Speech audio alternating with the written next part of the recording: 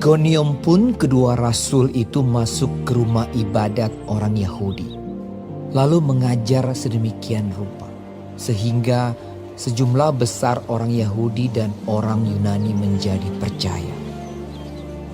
Tetapi orang-orang Yahudi yang menolak pemberitaan mereka memanaskan hati orang-orang yang tidak mengenal Allah dan membuat mereka gusar terhadap saudara-saudara itu. Paulus dan Barnabas tinggal beberapa waktu lamanya di situ. Mereka mengajar dengan berani karena mereka percaya kepada Tuhan. Dan Tuhan menguatkan berita tentang kasih karunia-Nya dengan mengaruniakan kepada mereka kuasa untuk mengadakan tanda-tanda dan mujizat-mujizat. Tetapi orang banyak di kota itu terbelah menjadi dua. Ada yang memihak kepada orang Yahudi, ada pula yang memihak kepada kedua rasul itu. Maka mulailah orang-orang yang tidak mengenal Allah dan orang-orang Yahudi bersama-sama dengan pemimpin-pemimpin mereka menimbulkan suatu gerakan untuk menyiksa dan melempari kedua rasul itu dengan batu. Setelah rasul-rasul itu mengetahuinya, menyingkirlah mereka ke kota-kota di Likaonia, yaitu Listra dan Derbe dan daerah sekitarnya. Di situ mereka memberitakan Injil. Di Listra ada seorang yang duduk saja karena lemah kakinya dan lumpuh sejak ia dilahirkan dan belum pernah dapat berjalan. Ia duduk mendengarkan ketika Paulus berbicara. Dan Paulus menatap dia dan melihat bahwa ia beriman dan dapat disembuhkan. Lalu kata Paulus dengan suara nyaring, "Berdirilah tegak di atas kakimu." Dan orang itu melonjak berdiri lalu berjalan kian kemari. Ketika orang banyak melihat apa yang telah diperbuat Paulus, mereka itu berseru dalam bahasa Likaonia, "Dewa-dewa telah turun ke tengah-tengah kita dalam rupa manusia." Barnabas mereka sebut Zeus dan Paulus mereka sebut Hermes karena ia yang berbicara.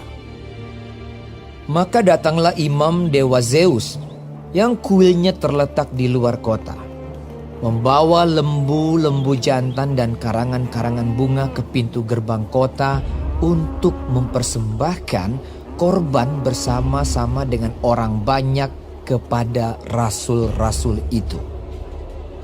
Mendengar itu Barnabas dan Paulus mengoyakkan pakaian mereka, lalu terjun ke tengah-tengah orang banyak itu sambil berseru, "Hai kamu sekalian, mengapa kamu berbuat demikian? Kami ini adalah manusia biasa, sama seperti kamu. Kami ada di sini untuk memberitakan Injil kepada kamu, supaya kamu meninggalkan perbuatan sia-sia ini dan berbalik kepada Allah yang hidup, yang telah menjadikan langit dan bumi, laut dan segala isinya. Dalam zaman yang lampau, Allah membiarkan semua bangsa menuruti jalannya masing-masing. Namun ia bukan tidak menyatakan dirinya dengan berbagai-bagai kebajikan, yaitu dengan menurunkan hujan dari langit dan dengan memberikan musim-musim subur bagi kamu. Ia memuaskan hatimu dengan makanan dan kegembiraan." Walaupun rasul-rasul itu berkata demikian, namun hampir-hampir tidak dapat mereka mencegah orang banyak mempersembahkan korban kepada mereka. Tetapi datanglah orang-orang Yahudi dari Antiokhia dan Ikonium, dan mereka membujuk orang banyak itu memihak mereka. Lalu mereka melempari Paulus dengan batu dan menyeretnya keluar kota, karena mereka menyangka bahwa ia telah mati. Akan tetapi, ketika murid-murid itu berdiri mengelilingi dia, bangkitlah ia lalu masuk ke dalam kota. Keesokan harinya, berangkatlah ia bersama-sama dengan Barnabas ke Derbe. Shalom, selamat pagi. Apa kabarnya murid remaja, dewasa, dan senior? Kembali lagi di Sekolah Minggu Gereja Baptis Efrata, Bandung. Kita akan memasuki pelajaran yang ke-11 dengan tema Kemuliaan hanya bagi Tuhan. Tadi kita sudah mendengarkan bagian firman Tuhan dari Kisah Para Rasul 14 ayat 1-20. Kita semua akan belajar tentang mencuri kemuliaan Tuhan. Tapi sebelum itu, mari kita berdoa. Tuhan Yesus yang baik, kami ucap syukur untuk kebaikan-Mu sehingga kami diberikan kesempatan untuk belajar firman-Mu. Berkati kami supaya kami bisa mengerti, memahami, dan melakukannya dalam hidup kami. Dan hanya di dalam nama Tuhan Yesus Kristus kami percaya berdoa. Haleluya. Amin. Bapak Ibu Saudara sekalian, hari ini kita akan belajar tentang kata mencuri. Kata mencuri ini tidak ada bagus-bagusnya ya. Kalau ada seorang maling yang masuk rumah dan mencuri sesuatu di rumah kita, baik itu barang berharga maupun sebenarnya barang yang tidak begitu berharga bagi kita, kita akan merasa kehilangan. Dan ini yang membuat rasanya gemes gitu loh, sebel gitu sama pencuri. Nah, bagaimana dengan kata mencuri kemuliaan Tuhan? Kita sering sekali mendengar orang yang berdoa atau yang melayani Tuhan berkata, sembunyikan aku di balik salib-Mu supaya kami tidak mencuri kemuliaan-Mu. Nah, ada yang sudah paham, ada yang belum paham. Saya akan menyederhanakannya supaya kita semua paham. Jadi mencuri kemuliaan Tuhan sebenarnya adalah kemuliaan itu miliknya Tuhan. Hormat, kuasa, kebanggaan itu hanya untuk Tuhan. Tetapi kalau ada beberapa orang yang dipakai Tuhan dan mengambil bagiannya Tuhan, itu namanya mencuri kemuliaan Tuhan. Bagaimana itu bisa terjadi? Ya bisa. Karena merasa diri ini hebat, merasa diri itu mampu, dan apa yang dikerjakannya itu berjalan lancar dan melebihi ekspektasinya, gitu kan. Ada orang yang berdoa untuk perusahaannya maju, berdoa sungguh-sungguh supaya usahanya maju. Saat dia melakukan segala terobosan, mau buka satu usaha dan melakukan inovasi-inovasi terbaru, dan tanpa dia sangka ternyata usahanya maju sekali. Dan disitulah letak celah ujian untuk orang ini. Apakah dia akan memuliakan Tuhan atau dia mencuri kemuliaan Tuhan?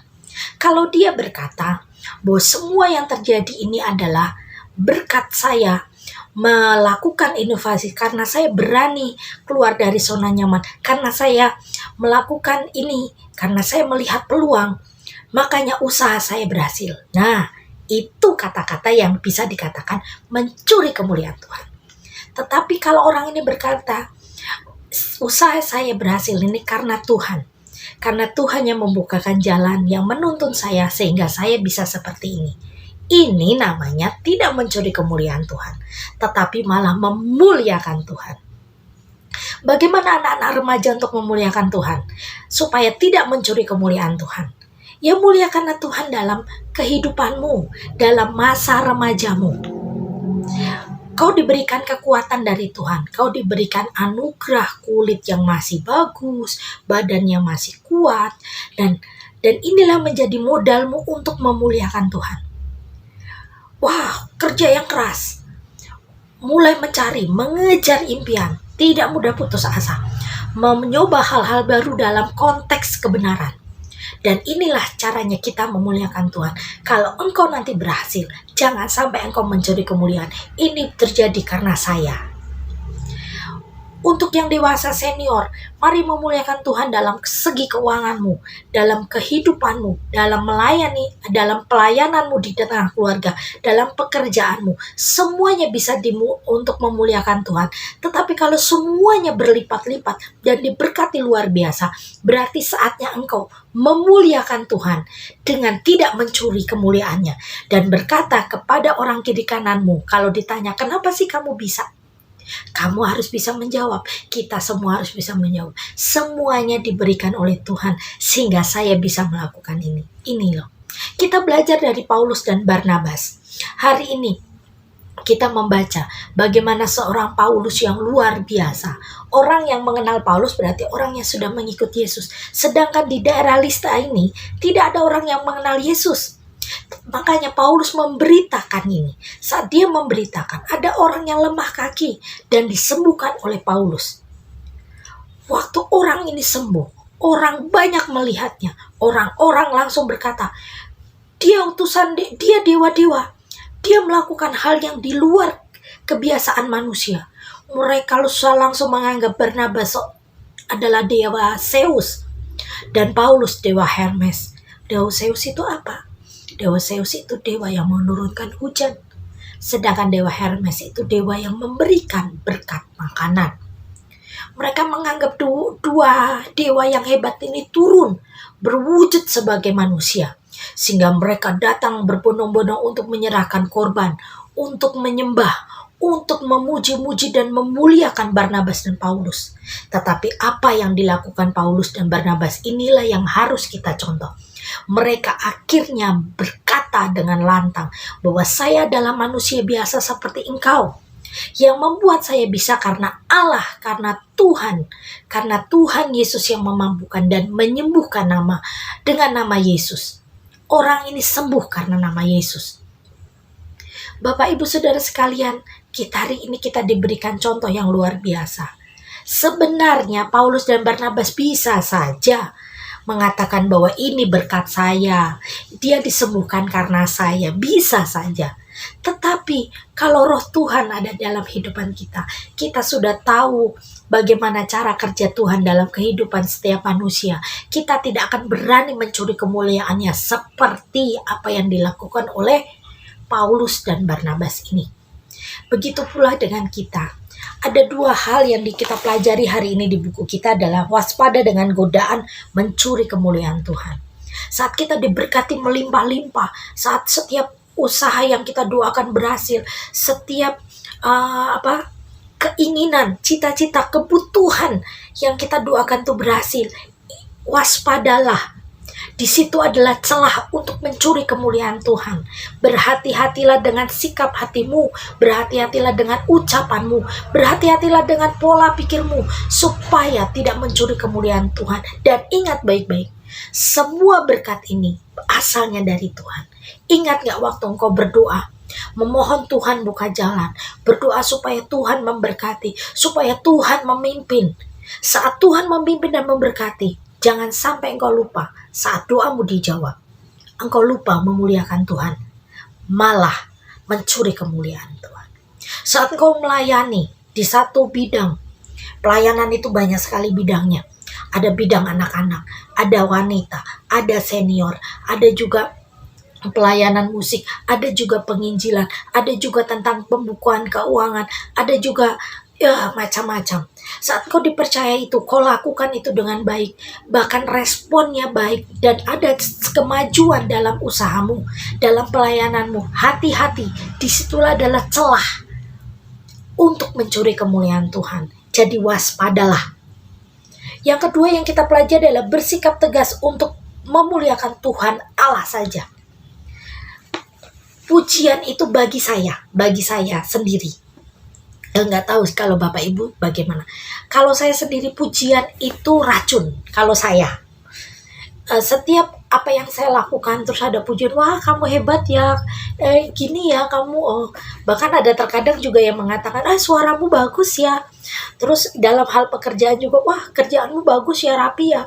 Saya di situ saya mengucapkan terima kasih. Cuma begitu aja. Tetapi dalam hati saya langsung langsung merespon begini. Saya tidak mau menelan pujian itu, tapi saya langsung berhentikan. Istilahnya kalau makan itu berhenti di sini gitu loh. Saya nggak mau masukin ke hati. Karena itu racun bagi saya. Kalau saya terbuai dengan pujian, saya tidak akan maju. Saya bilang ini, Tuhan tolong berkati saya supaya saya tidak tertipu dengan pujian ini. Saya tidak tahu orang itu memuji dengan tulus atau tidak. Makanya saya mempunyai sikap hati seperti ini. Saya langsung bilang, oh ya terima kasih Tuhan Yesus yang memberkati saya. Terima kasih, ini berkatnya dari Tuhan. Kadang-kadang kalau dia bercanda juga saya bercanda, masa sih, saya cuma bilang begitu. Tapi saya tidak akan pernah memasukkan hati. Karena dulu saya pernah seperti itu. Pujian dari beberapa orang tentang pelayanan saya masukkan ke hati. Dan timbullah kesombongan di hati saya. Dan kesombongan ini membuat saya jatuh tergeletak dan dipermalukan. Saya pernah mengalami seperti ini. Jadi saya tidak mau lagi menelan semua pujian ini. Dan setiap perkara yang saya hadapi, saya kerjakan bersama Tuhan. Kalau ini mendatangkan kebaikan dan lain-lain, saya berjuang untuk tidak mau sombong dan mencuri kemuliaan Tuhan. Sebenarnya kita semua punya bahan untuk sombong, ya enggak? Bahan untuk membanggakan diri. Tetapi Tuhan mengingatkan kita, orang yang meninggalkan diri itu akan direndahkan. Inilah yang Tuhan inginkan, supaya kita tetap waspada dalam mencuri kemuliaan Tuhan dan bersikap tegas. Supaya kita tidak mencuri kemuliaan Tuhan dan hanya memuliakan Tuhan. Kemuliaan bagi Tuhan di tempat maha tinggi, ya kan lagunya seperti itu. Bersikaplah seperti Barnabas dan Paulus yang dipakai Tuhan luar biasa. Rasul-rasul yang hebat, tetapi mereka tetap rendah hati. Tetap menyerahkan semua kemuliaan bagi Tuhan dan hidup mereka dimuliakan. Ada beberapa orang yang mengidolakan seseorang. Mungkin ada yang suka drakor gitu kan. Ada satu artis Korea yang disukai. Ternyata tiba-tiba dia melakukan satu skandal. Dan akhirnya semua orang pada kecewa. Waktu kecewa, yang dulunya mengucapkan kata-kata baik, akhirnya mengucapkan kata-kata tidak baik. Loh, dulu tuh yang ngidolain kok seperti itu. Hati-hati, saat engkau mengidolakan seseorang, kau sebenarnya meletakkan orang itu ke tempat yang licin, termasuk saat engkau mengidolakan seorang hamba Tuhan. Berdoalah kepada hamba Tuhan yang engkau idolakan, yang engkau hargai, yang engkau kasih satu penghormatan yang lebih, supaya beliau tetap dalam jalan salib dan tetap memuliakan Tuhan dan tidak mencuri kemuliaan Tuhan. Saya paling selektif dalam melihat tayangan rohani. Saat beberapa hamba Tuhan yang bercerita tentang saya sudah begini, saya melayani di sana dan akhirnya saya begini-begini. Dari saya muda, entah kenapa kalau setiap ada orang yang berkesaksian dan melayani Tuhan, seorang hamba Tuhan baru atau hamba Tuhan tua, kalau ngomongnya seperti itu saya langsung kok nggak respect ya kalau saya. Jadinya lebih banyak mengatakan sayanya daripada Tuhannya. Atau dia mengidolakan hamba Tuhan lain dan menyebutkan nama hamba Tuhan itu lebih sering. Ada satu teman saya datang ke dalam satu bukan ibadah sebenarnya, PA. Dia datang di sana sengaja dia katanya dia sering mendengar orang ini kok nyebutnya gembalanya terus gitu kan. Dia sampai nulis kalau dia nyebuti si hamba Tuhan si A, dia coret 1, 2, 3, 4, 5 lah banyak.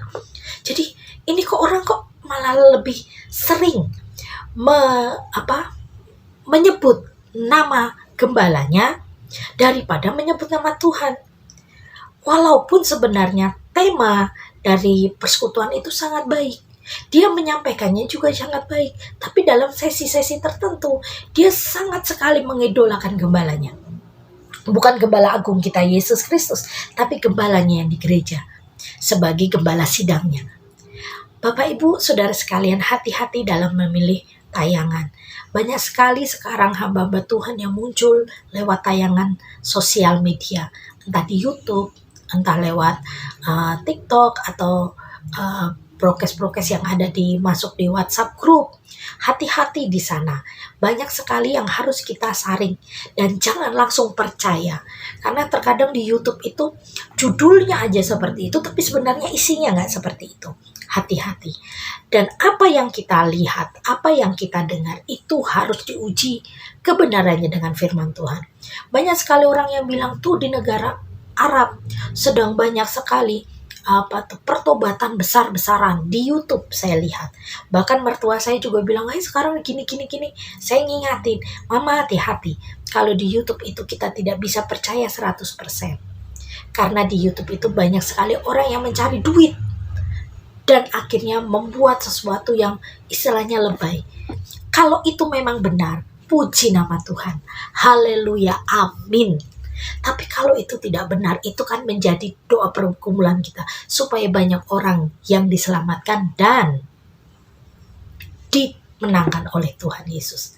Jadi hari ini kita belajar untuk tidak mencuri kemuliaan Tuhan. Saat engkau di tempat kerja, Bapak Ibu Saudara sekalian atau remaja yang bekerja, perhatikanlah bagaimana engkau berpakaian, bagaimana engkau berbicara, bagaimana engkau membawa dirimu, karena setiap langkah kita adalah langkah untuk memuliakan Tuhan. Saat engkau melangkah dengan benar dan orang sudah mengakui engkau anak baik, jangan lupa engkau harus memuliakan Tuhan dan jangan mencuri. Bagi hamba-hamba Tuhan, pelayan-pelayan Tuhan, baik guru sekolah minggu, WL, singer, pemain musik, perancang, semuanya, mari sama-sama kita memuliakan Tuhan dalam tugas dan tanggung jawab kita masing-masing. Bila semuanya berjalan lancar, jangan sampai kita mencuri kemuliaan Tuhan.